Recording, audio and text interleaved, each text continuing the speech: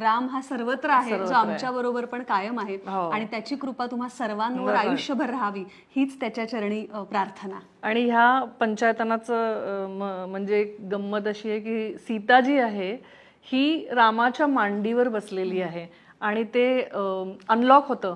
म्हणजे असं तुम्ही त्याला लॉक करून तिथे हे करू शकता आणि बाजूला काढून प्रत्येक मूर्ती ही बाजूला होते आणि परत तुम्ही ते लॉक करून ठेवू शकता आणि पूजा करू शकतात. पंचधातूची मूर्ती आहे ही आणि 22 तारखेला जसं तिकडे राम मंदिरात तर नाही जाऊ शकत प्रत्येकजण, म्हणून ह्या मूर्तीवर घरी नागपूरला अभिषेक होणार आहे.